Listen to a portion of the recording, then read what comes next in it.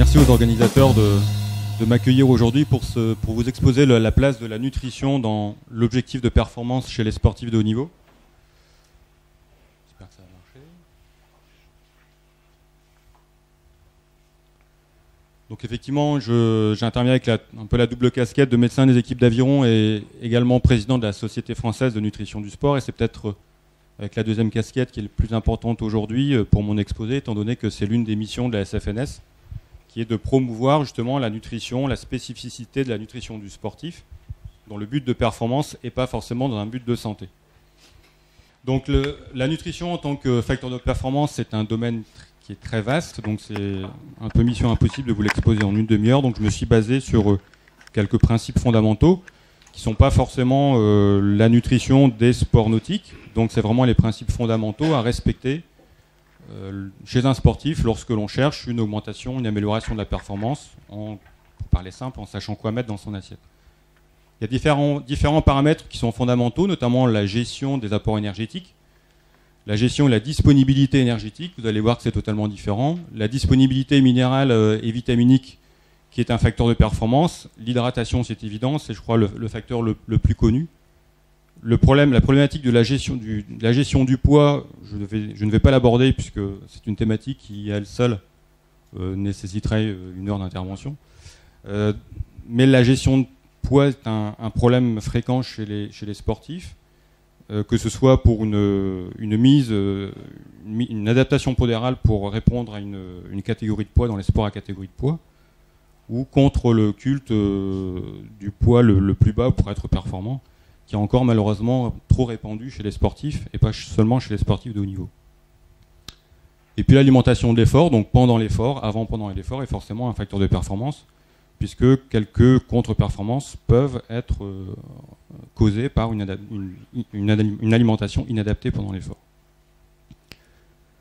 Tout commence d'abord par le respect d'un socle fondamental d'alimentation du sportif, qui est représenté dans les sports d'endurance donc par une proportion, une bonne répartition entre les glucides, les lipides et les protéines. Donc ça revient à l'équilibre alimentaire, l'alimentation équilibrée, adaptée du sportif, qui est reprise par les ANC spécifiques du sportif et de l'homme à haute dépense énergétique, comme l'on dit exactement, et qui bannit effectivement, à côté de cet équilibre alimentaire, ça bannit également les régimes dissociés qui sont malheureusement très courants chez les sportifs, que ce soit régime dissocié, protéiné ou autre, et qui fait perdre le sportif les repères alimentaires et les repères de son alimentation. Et sur ces régimes dissociés, on ne peut forcément faire aucune adaptation par rapport à l'effort.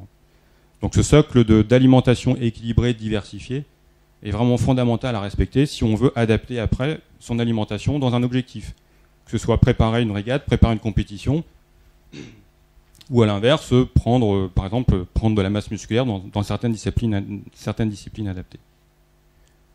Donc ça, ce sont s'il y a une bible, je dirais, en apport nutritionnel conseillé, c'est bien celle-là, qui est également reprise par l'Agence européenne alimentaire, donc le FSA, et qui a exactement les mêmes objectifs, la même répartition nutritionnelle dans un but d'équilibre alimentaire. La gestion de ces apports énergétiques est importante. On sait très bien que les réserves en glycogène, c'est la réserve en énergie du sportif. Donc plus cette réserve d'énergie sera importante et plus l'effort sera long ou important. Donc c'est essentiellement dans les disciplines d'endurance qu'on va s'orienter vers la recherche d'augmentation de ces réserves glycogéniques, qui sont à la fois musculaires et hépatiques, mais surtout musculaires. Et il y a une hormone qui est importante dans cette régulation, qui est l'insuline, qui augmente la captation du glucose et qui favorise justement la synthèse de glycogène. Alors cette hormone, effectivement, elle est importante. Alors est-ce que l'alimentation peut influencer la sécrétion de cette hormone? Eh bien oui, on va essayer, par le rythme des aliments, à augmenter cette sécrétion d'insuline, ou tout au moins à ce qu'elle soit plus efficace, pour justement augmenter ses réserves en glycogène. Donc il y a des applications pratiques qui découlent de ça. On ne parle pas, bien sûr, de toutes les méthodes d'entraînement illicites qui utilisent cette hormone, bien entendu. Donc il y a des influences hormonales. Il n'y a pas que l'insuline qui intervient, il y a également forcément l'adrénaline et le cortisol qui, finalement, la nature est bien faite puisque les efforts prolongés stimulent ces hormones qui favorisent bien sûr la disponibilité, la mise à disposition de l'énergie, parce que c'est bien beau de stocker l'énergie sous forme de glycogène. Encore faut-il que cette énergie soit disponible au niveau des muscles. Au niveau des réserves glycogéniques, c'est un principe bien connu. On sait très bien que des régimes riches en hydrates de carbone, donc en glucides, permettent une meilleure performance plutôt que des régimes pauvres en hydrates de carbone dans les sports d'endurance. Effectivement, dans des sports d'endurance, lorsqu'on donne à des sportifs un régime riche en lipides, vous voyez que les réserves glycogéniques sont faibles, alors que lorsque le sportif d'endurance a un régime riche en hydrates de carbone, forcément les réserves glycogéniques sont au plus haut. Donc ce qui justifie forcément l'orientation de l'alimentation du sportif vers une alimentation riche en hydrates de carbone. C'est d'autant plus marqué lorsque l'on fait des stages d'entraînement, donc avec 3 jours d'entraînement intense. Vous voyez que le sportif qui n'a pas de régime riche en hydrates de carbone, on arrive rapidement au bout de 3 jours à l'épuisement de ses réserves en glycogène, et là forcément il y aura contre-performance, et donc épuisement de réserves glycogéniques, contrairement au sportif qui maintient un haut niveau de consommation en hydrates de carbone, et qui finalement, même au bout de 3 jours d'entraînement intensif en endurance, n'a qu'une faible diminution finalement de ses réserves en glycogéniques. Je vous disais que le but c'était d'influencer cette sécrétion d'insuline pour augmenter ses réserves en glycogène, donc ses réserves en énergie. Bien, si on fait le profil de l'insuline, vous voyez que dès qu'il y a l'arrêt de l'effort, il y a un pic d'insuline qui est sécrété. Ce pic d'insuline va favoriser l'entrée du glucose dans les cellules, et donc la régénération de ces réserves en glycogène. Eh bien, il y a un moyen finalement de stimuler, de maintenir ces récepteurs d'insuline le plus longtemps possible à la surface des cellules pour recharger le plus longtemps possible en glycogène. C'est justement le resucrage précoce. Donc dès qu'on arrête l'effort en endurance, l'intérêt du resucrage précoce juste en récupération immédiate permet de maintenir le plus longtemps possible ces récepteurs à insuline et de recharger le plus longtemps possible ses muscles et son foie en glycogène. On a également démontré que plus il y avait une déplétion du glycogène au niveau des muscles, et plus le muscle se rechargeait en énergie. Ça veut dire quoi? Ça veut dire que plus vous allez épuiser vos réserves en glycogène, plus vos muscles après vont se regonfler en glycogène. Donc c'est une technique d'entraînement et d'alimentation qui permet encore une fois de potentialiser ces réserves en glycogène, donc ces réserves d'énergie, et donc être plus performant et mieux récupérer. Au niveau des lipides, je vais être très bref puisque je n'ai qu'une diapositive. C'est toute la problématique de la gestion du poids. Alors y a-t-il une oxygénation des acides gras en récupération? Alors c'est malheureusement très souvent utilisé chez les sportifs qui veulent se mettre au poids, qui ont un protocole de régulation de poids. Malheureusement, c'est très peu recommandable puisque c'est très mal supporté de continuer justement de se priver de ce resucrage précoce à la fin de l'effort, et donc de continuer à poursuivre l'oxydation des graisses. Et certains qu'on va perdre du poids, on va brûler des graisses corporelles, mais à quel prix? Au prix d'être très mal supporté sur le plan psychologique et même sur le plan physiologique. Donc ça n'est pas du tout une attitude qui est recommandable. L'alimentation de l'effort, donc la gestion de l'effort, il faudra faire attention si on veut être performant à la semaine pré-compétitive. Donc ce que je vous ai décrit tout à l'heure au niveau de la bibliographie justifie non pas des régimes dissociés, qui sont à bannir encore une fois, mais ce qu'on appelle des régimes adaptés hyperglucidiques. Donc la semaine qui précède la compétition pour atteindre à peu près 70 voire 75% des apports énergétiques qui reposent sur les glucides.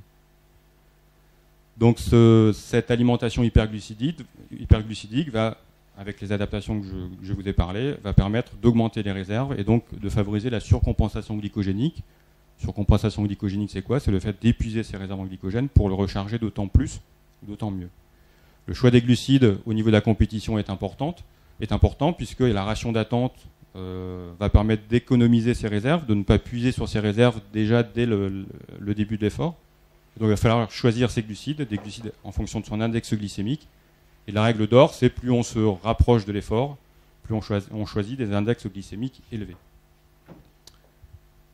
Il y a d'autres paramètres qui permettent d'augmenter cette absorption des glucides. Il y a les protéines, on va le voir. Il y a également le sodium qui permettent de potentialiser cette absorption des glucides. Et puis la récupération immédiate, donc on l'a dit, c'est des glucides index glycémique élevé pour maintenir ces récepteurs à l'insuline à la surface des cellules. Et puis à distance, on reprend notre alimentation hyperglucidique, normoprotidique et hypolipidique pour des raisons de digestibilité. Lorsque l'on fait des semaines ou des stages d'entraînement, vous voyez que ce qui corrobore mes propos en début d'intervention, c'est qu'il faut vraiment des hauts niveaux d'apport en glucides, donc en hydrates de carbone, qui sont de l'ordre de 10 grammes par kilogramme par jour, pour qu'il n'y ait pas de déplétion des réserves en glycogène, alors que les sportifs qui ont des apports en glucides qui sont insuffisants, notamment quand on est à des régimes dissociés où on est à 3 à 5 grammes de glucides par kilogramme et par jour, on obtient rapidement une diminution du glycogène et donc un effondrement des réserves et donc une contre-performance. Après les glucides, passons aux protéines. Alors, le problème des protéines, c'est que l'alimentation en protéines du sportif est victime d'intérêt marketing. Et actuellement, le marketing fait vendre des protéines et fait manger des protéines aux sportifs. Alors, est-ce que c'est bien? Oui. Malheureusement, c'est souvent en excès. Ce qui est certain, c'est qu'au niveau bibliographique, il n'y a pas d'intérêt d'associer des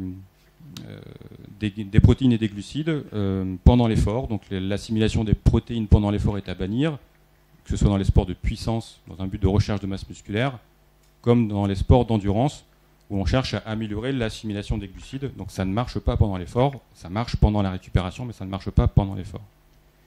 Donc aucun intérêt d'ingérer des protéines pendant les efforts de puissance et de force. Il n'y a qu'un seul intérêt d'assimiler des protéines pendant l'effort. Il s'agit des efforts de très longue durée. Donc style Ironman par exemple, ou même tous les efforts de plusieurs heures, là il y a un intérêt à manger des protéines pendant l'effort, mais sinon aucun intérêt. Contrairement à ce que peuvent dire certains écrits erronés dans certaines presses. Pourquoi intérêt de manger des protéines en récupération? Mais vous voyez que quand on prend une solution qui associe glucides et protéines, vous voyez que l'assimilation du glucide et du glycogène est beaucoup plus importante qu'avec la même quantité de glucides seuls ou avec un régime pauvre en hydrates de carbone. Donc la même quantité de glucides associée à un peu de protéines, vous voyez que le glycogène est beaucoup plus performant au niveau des réserves en énergie. Donc en récupération, la priorité, ça reste l'hydratation et l'apport en sucre rapide pour recharger le glycogène, mais avec un petit peu de protéines pour potentialiser ces réserves en énergie et donc de performance. Il existe effectivement, juste après l'effort, une fenêtre où l'organisme est apte à assimiler les protéines beaucoup plus qu'une heure ou 2 heures après l'effort. Donc il faut saisir cette fenêtre pendant laquelle l'organisme est capable d'assimiler les protéines, d'où l'intérêt encore une fois, d'intégrer une partie de protéines dans la ration de récupération. Alors ne me faites pas dire ce que je n'ai pas dit, j'ai pas dit qu'il fallait passer forcément aux compléments alimentaires. Les compléments alimentaires protéinés, que ce soit en poudre, en comprimé ou autre, ne sont pas un passage obligé pour avoir une meilleure récupération dans les sports d'endurance. Il faut des protéines. Alors en quelle quantité? Actuellement, il n'y a aucun consensus international pour dire s'il faut 5, 10, 15 ou 20 grammes de protéines en récupération. Les anglo-saxons sont plutôt à 20 grammes. Actuellement, on s'en va quand même vers des protocoles à 10 grammes de protéines. Donc on peut très bien apporter 10 grammes de protéines en récupération des efforts d'endurance pour augmenter ses réserves énergétiques et améliorer sa récupération, tout en se reposant sur des produits alimentaires. Donc les produits laitiers reprennent toute leur place, notamment par exemple en récupération des efforts, et apportent justement cette quantité de 8 à 10 grammes de protéines de façon courante, sans encore une fois avoir recours aux compléments alimentaires qui sont plus de l'ordre du marketing. À côté des glucides, lipides, protéines, il y a les minéraux et vitamines, puisque ces minéraux et vitamines sont en grande partie des antioxydants et ils permettent à l'organisme finalement de se nettoyer, d'épurer les déchets. C'est la fonction des antioxydants. Dans les antioxydants, le principal reste la vitamine C, la vitamine E éventuellement et le sélénium chez le sportif. Mais ça reste la vitamine C qui est vraiment le principal antioxydant. Là encore, il faut des apports adaptés en vitamine C. En ce qui concerne les autres minéraux, forcément c'est pour compenser les pertes. Vous imaginez bien qu'il y a une perte énorme de minéraux, notamment dans la transpiration. On perd de l'eau, mais également des minéraux. Donc ces minéraux, il va falloir les régénérer, les restituer. D'où l'intérêt d'une ration de récupération qui soit riche en minéraux, notamment avec des eaux fortement minéralisées. Et si je reviens à ma vitamine C, notamment dans ce qui est le cas de tous les antioxydants, que ce soit la vitamine C, E ou même le sélénium, de nombreuses études confirment qu'il y a un seuil optimal où ces minéraux, ces composés, ont une propriété antioxydante. Alors que si on augmente cette teneur, cet apport en antioxydants, finalement ces composés perdent leur pouvoir antioxydant et même ont un pouvoir opposé, un pouvoir pro-oxydatif. Donc ce qui finalement ne doit pas inciter les sportifs à des complémentations ou des supplémentations en vitamine C, E ou sélénium, puisque ces supplémentations dépassent toujours le seuil à partir duquel ces minéraux perdent leur potentiel antioxydant. Donc finalement, les supplémentations ont un effet plutôt négatif, plutôt que d'améliorer la récupération. Les bicarbonates sont plus ou moins à la mode en ce moment, puisque c'est vrai qu'il faut idéalement ingérer des bicarbonates en récupération pour alcaliniser l'organisme. On s'est toujours demandé s'il ne fallait pas alcaliniser les organismes avant de faire l'effort, donc c'est utilisé notamment dans certaines équipes d'aviron étrangères. Actuellement, il n'y a pas de consensus, puisque quand on regarde la bibliographie, le problème des bicarbonates avant l'effort, c'est qu'ils sont particulièrement très mal supportés, notamment donnent des troubles digestifs importants, des douleurs au niveau de l'estomac et même des coliques, des troubles intestinaux. Donc à vouloir trop améliorer la qualité de l'effort, il ne faut pas que ça se répercute sur le transit digestif. Donc actuellement, il n'y a pas de protocole particulier en ce qui concerne les bicarbonates avant l'effort, en raison de ces troubles digestifs induits par les bicarbonates. D'autant plus que certaines études, enfin même de nombreuses études, ne montrent pas une diminution par exemple de la lactatémie, de l'acidité sanguine avec ingestion de bicarbonate avant l'effort. Donc finalement, l'effort d'alcalinisation ne serait pas forcément présent avant l'effort. Par contre, il est bien présent en récupération. Donc les eaux alcalines bicarbonatées gardent toute leur importance en récupération immédiate. Ce qui est impératif à respecter dans un but de performance au niveau de l'hydratation, c'est l'apport en eau. Les sportifs ont toujours tendance malheureusement à ne pas boire assez. Donc l'eau reste le besoin essentiel à l'effort, l'eau avec des minéraux, un peu de sucre pour les efforts de très longue durée. Donc c'est ce qu'on appelle les boissons énergétiques, en opposition aux boissons énergisantes, donc qui elles ne contiennent pas une quantité de sucre adaptée à l'effort sportif, ne contiennent pas une quantité d'eau adaptée. Et il y a une confusion de terminologie qui aboutit au fait qu'actuellement il y a beaucoup de sportifs qui ont recours à ces boissons énergisantes pendant l'effort, ce qui les met dans une dangerosité en dehors du fait que ça ne sert à rien au niveau des performances, puisque ce qui a été prouvé actuellement, je vais vous faire très brièvement une revue bibliographique sur ces boissons énergisantes et performances. Donc c'est issu d'une enquête nationale de consommation dans le milieu sportif chez les sportifs de haut niveau qui a eu lieu l'année dernière sur 1721 sportifs de haut niveau. Et c'est là où on voit que finalement les sportifs de haut niveau utilisent ces boissons énergisantes en tant que conduite dopante. J'ai pas dit dopage, j'ai dit conduite dopante, puisque 25% des consommateurs consomment dans un cadre sportif pendant leur entraînement, 8% recherchent une performance. On n'a pas beaucoup d'effets secondaires, notamment de la tachycardie. On explique ça sur le fait que le sportif de haut niveau, en particulier, a tellement l'habitude de faire varier sa fréquence cardiaque de par son activité qu'il banalise les effets cardiaques de ces boissons excitantes. Et puis ce qui est un peu plus grave, on va dire, c'est que pratiquement 1 sur 2 de ces sportifs de haut niveau ne font pas la distinction entre boissons énergétiques et boissons énergisantes, alors que finalement c'est pratiquement un outil de travail pour eux. Donc vous voyez qu'il y a toute une éducation à faire, une prévention au niveau de l'hydratation des sportifs de haut niveau.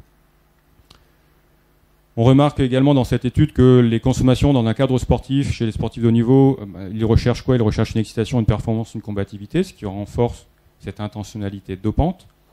Et que ceux qui consomment dans un cadre sportif, encore une fois, vous voyez que ces combativités, performance et 38% d'excitation dans un but d'être compétitif. Donc plus la consommation de boissons énergisantes est importante et plus on observe de dommages sur la santé, forcément, et plus ces sportifs-là évoquent une recherche d'excitation, de combativité dans leur questionnaire. Bon, je n'aborderai pas les consommations associées. Alors, est-ce que c'est justifié d'avoir un tel comportement ? Eh bien non, puisque quand on regarde la bibliographie, on se rend compte que dans les sports, notamment les sports anaérobies, les sports de sprint, eh bien, l'ingestion d'une canette d'énergie hydrique n'a aucun effet sur les performances. Au contraire, ça augmente les fréquences cardiaques en raison des composés excitants qu'il y a dans ces boissons. Donc ça n'a aucun effet bénéfique sur la performance. Même chose sur des efforts répétés de type anaérobie ou résistance. Même avec 2 énergies hydriques, on n'observe aucune amélioration des puissances développées ou des puissances pic, ni d'amélioration des lactatémies sur des tests bien standardisés. Certaines études évoquent quand même une amélioration de performance, mais il faut relativiser puisque ça correspond à des consommations qui sont très élevées, de l'ordre de 2 canettes et demie. Donc on évoque quand même une forte dose de caféine, d'excitation, pouvant être responsable de cette amélioration de performance, même si, dans le cas de la première étude, l'amélioration de la simulation de jeu sur des efforts de football était très subjective, puisque ça se faisait par questionnaire. Donc vous voyez qu'il y a beaucoup d'études qui sont biaisées au sujet de ces energy drinks dont il faut se méfier. Et puis d'autres études qui utilisent des energy drinks sans sucre ne retrouvent finalement aucune amélioration des performances, contrairement à des energy drinks classiques. Donc finalement, on se demande si l'amélioration des performances évoquée par les marques qui commercialisent les energy drinks n'est pas tout simplement due au sucre qu'il y a dans ces boissons, plutôt qu'à la caféine, à la taurine ou aux autres substances. Donc grande méfiance par rapport aux études que vous pouvez voir sur ces energy drinks, puisque soit l'interprétation est erronée, car subjective, soit on fait appel à des boissons dont la composition est différente par rapport aux consommations habituelles actuellement rencontrées, ou alors parfois on a des populations qui sont hétérogènes. Donc grande méfiance quand vous lisez la bibliographie sur ces boissons. Ce que l'on peut en conclure, c'est les recommandations de la CFNS qui viennent d'être publiées en janvier dernier, qui rappellent qu'il n'y a aucun intérêt nutritionnel à utiliser, à boire ce type de boisson, et il n'y a de façon certaine aucun effet sur les performances physiques démontrées, que ce soit performances physiques, également performances mnésiques ou intellectuelles par ailleurs. Donc ça s'inscrit dans le cadre d'une conduite dopante et ça donne effectivement des troubles neurocomportementaux en plus des troubles cardiaques. Et ces troubles neurocomportementaux sont malheureusement trop souvent méconnus. En conclusion, vous voyez que finalement la gestion des stocks énergétiques est vraiment importante et pour un sportif, savoir faire gérer une surcompensation glycogénique, c'est mettre toutes les chances de son côté pour faire une compétition, un effort de longue durée, puisque ça augmente son stock en énergie et donc ça augmente la disponibilité énergétique. Donc ça a des impacts au niveau de la récupération, des impacts également au niveau de l'effort en lui-même. La disponibilité énergétique, forcément, c'est important. Il faut bien choisir sa boisson d'effort, bien choisir son sucre d'effort. Si on ne veut pas avoir une contre-performance qui peut être induite tout simplement même par une ration d'attente qui contient des sucres inadaptés. La densité vitaminique et minérale est importante notamment pour améliorer la récupération, favoriser le pouvoir antioxydant et donc par voie de conséquence l'augmentation des performances. Et puis l'hydratation reste un facteur essentiel de performance, également de prévention de blessures. Mais tout ceci, encore une fois, ne peut être possible que si on a un socle d'équilibre alimentaire qui est souvent banalisé ou négligé des sportifs, croyant que le sportif a des besoins spécifiques et donc ne respecte pas forcément l'équilibre alimentaire recommandé. Et bien si cet équilibre alimentaire est indispensable, il faut encore une fois bannir les effets mode, les régimes dissociés. Et puisque j'ai mis de façon provocateur un peu les régimes de gourous, puisque tous les ans on a des régimes qui arrivent dans la presse. Donc en ce moment, j'en discutais avec Sébastien tout à l'heure, et les régimes sans gluten qui arrivent sur le marché, on va dire, et qui ne sont pas justifiés, qui n'ont aucun intérêt, après avoir vu les régimes sans produits laitiers ou d'autres régimes particuliers, et qui non seulement n'ont aucun intérêt dans un but de performance, mais qui en plus déstabilisent le sportif et lui font perdre ses repères alimentaires. Je vous remercie.